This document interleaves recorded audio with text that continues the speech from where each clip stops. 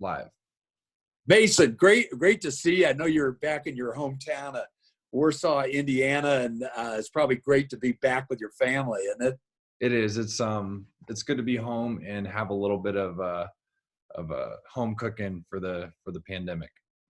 Well, yeah, it's been a tough situation, and my role, I'm a CASA, civilian aide to the Secretary of the Army for Northern Colorado, and we thought we would talk to you a little bit today about both your role with the Denver Nuggets and how basketball has come about, but then eventually we're going to talk a little bit about your brother Marshall and get your thoughts on that. So with that said, just letting our audience know a little bit about Mason. Mason, can you go through your background, kind of maybe starting with high school and into college and being drafted and where you're currently at?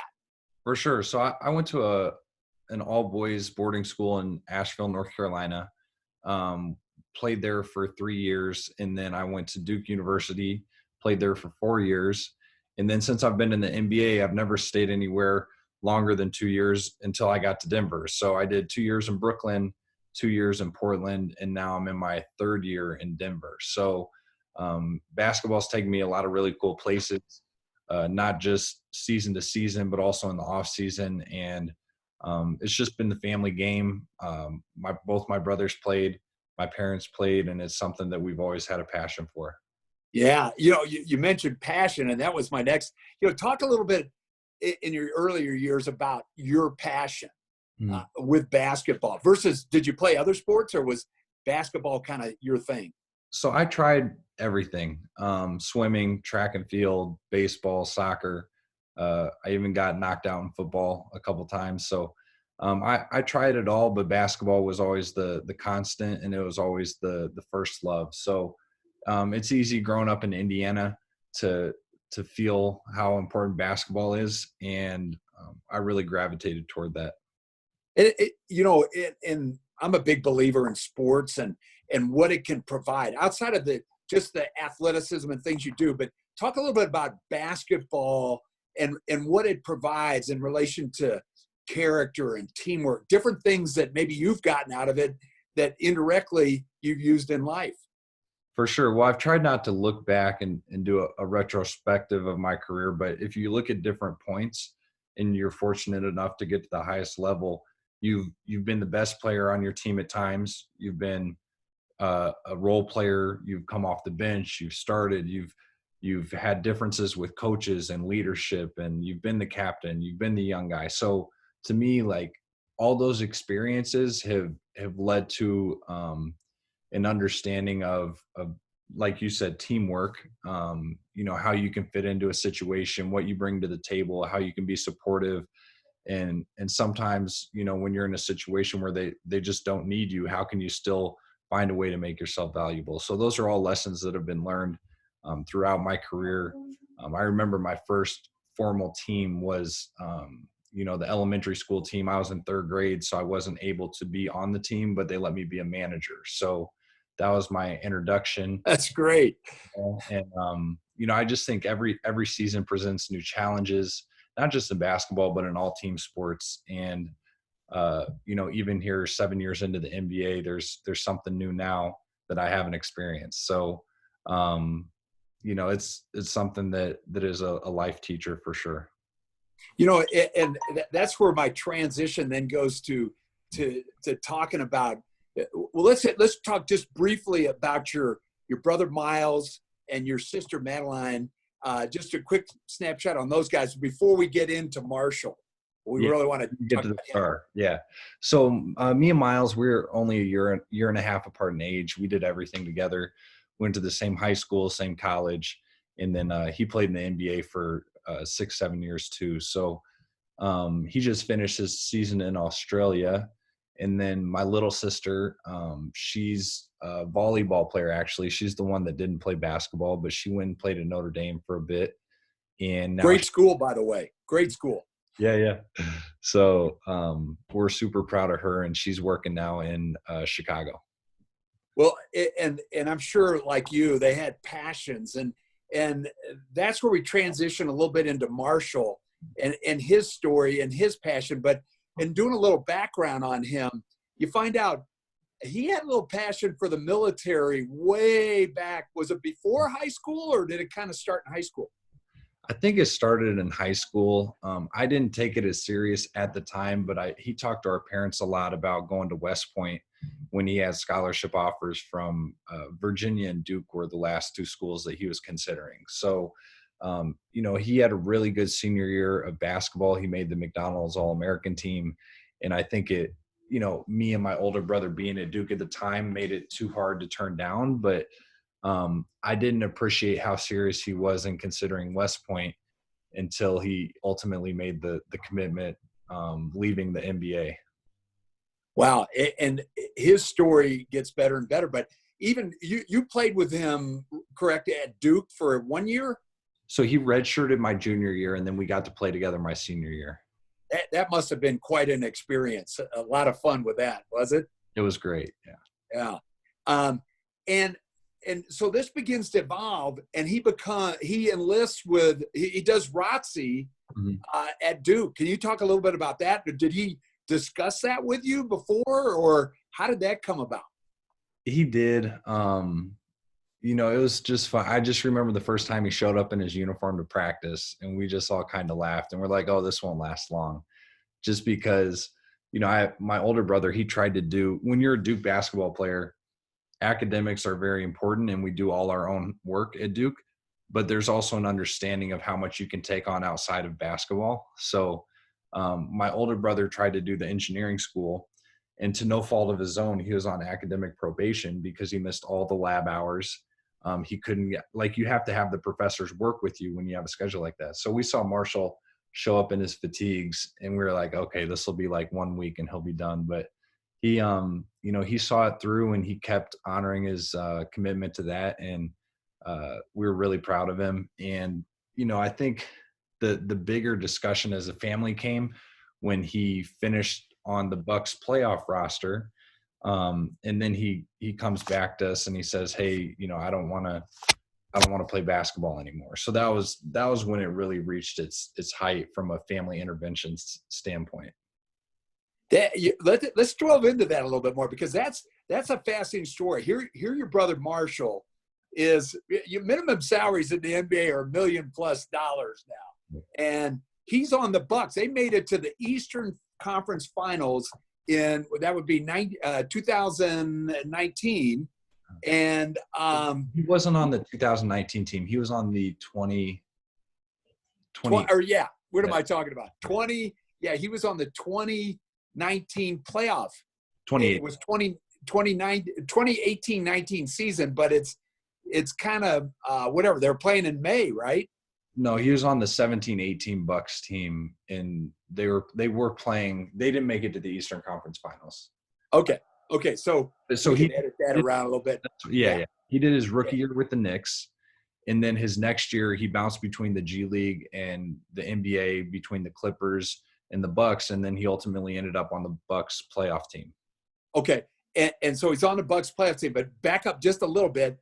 He also, when he was with the Knicks, he was with the National Guard, correct? Yeah, correct. So in his off season, after his first season with the Knicks, he went to upstate New York and served up there.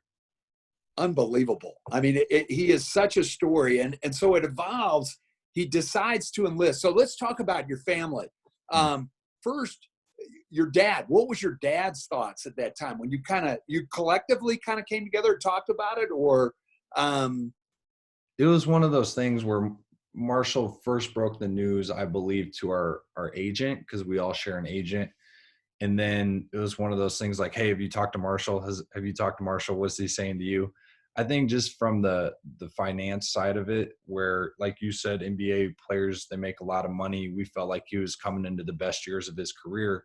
And even if it wasn't the NBA, he had really good offers overseas. So, Marshall, we already knew it, but we appreciated it even more. He doesn't care about money. He cares about, having a purpose, the people that he works with, the mission that's behind the work that he's doing.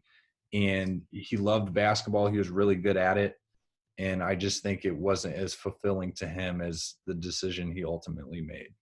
Wow, unbelievable. So, just doing that tent, you see some of the carryover that, again, we talked a little bit about sports and life, teamwork. Those things carry with Marshall into the military? I think so. I'm not in there day to day, but just seeing his progression in his military career has been something that we're all very proud of. He was down in Georgia for a while, then he went through Ranger School, and now he's out stationed in Seattle and deciding on his next move out there. Yeah, it's an incredible, incredible story. And you and I had a nice little change of texts. And basically, I happen to be in Seoul, South Korea, because my son-in-law and daughter and their 4 kids are stationed there. He's with the U.S. State Department, and I come out of I'm working out at the hotel place, and there's a Stars and Stripes newspaper. And from a distance, I see a picture, and there are a bunch of soldiers that are in formation, and one soldier is a good head taller than everybody else. And I said, absolutely, that's got to be Marshall. And I buy that paper, I take a picture, and you happen to be in China, of all places, playing with Team USA, which is interesting. But that was Marshall's graduation from Ranger School. Yeah. What'd you think when you saw that picture, or had you seen it before? I saw some pictures. To me, the coolest one, my mom went down and saw them. I guess they have three parts of it, I guess, land, air, and sea. But when she caught him coming out of the mountains, and I guess they have like a 6 or 8 hour window to connect with their family, and I saw him hugging my mom, I thought that was the coolest picture that I saw from his whole experience. It's an incredible story. And we had a chance this past November, the Secretary of the Army was in town and did an interview with you. And he talked about only 30% of people, soldiers that enlist in the Ranger School, pass the first go round. And Wow. Marshall passed the first go round. So my next comment, I want to talk a little bit about your mom. Uh-huh. And can you talk a little bit about, as that progression came about early on, a little military, what her thoughts were, down to the point of how proud she was when she pinned that Ranger tab on his uniform this past September. So I think, to that point, that's why that picture stands out to me, because she's going to support us whatever we do. And I think I don't think there's anything he could have done on a basketball court that would have made her as proud as she was in that moment. But there's obviously concern right away, not just from the earning potential of passing on the NBA, but also just safety. And that was something that we all shared in. And it's funny, the conversations, like my older brother Miles and Marshall are really close, and they always play video games together. And he's like, Marshall, these are like real bullets, and like real, like conversations are hilarious. And Marshall's like, don't talk to me like I'm an idiot. I know what I'm doing, blah, blah, blah. No, it was one of those things when he graduated Ranger School, or just that, when he made the commitment to serve.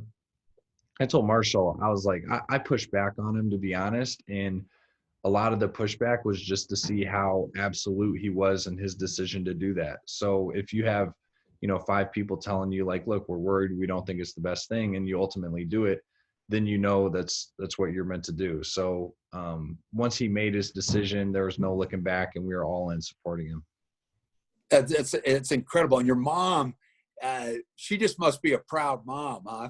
Yeah, she is. And she's proud, and she's also still a resource, because she drove him from Fort Benning out to Fort Lewis, I believe. Fort Lewis to Seattle, yeah. So she drove that from she drove him, and Marshall bought 2 ferrets right before the road trip, which was not the smartest thing. So she drove him cross country to change base. Can you, just a couple more questions. Did Marshall tell you any interesting stories or anecdotes about training and being a Ranger? Yeah, I mean, he just talked about the sleep deprivation, he said, was incredible. Some of the strategy stuff was super interesting. And, he's really proud of the people that he gets to work with and learn from. So a lot of what he shares with me are stories from his his leaders or his team that he gets to work with, which is really cool.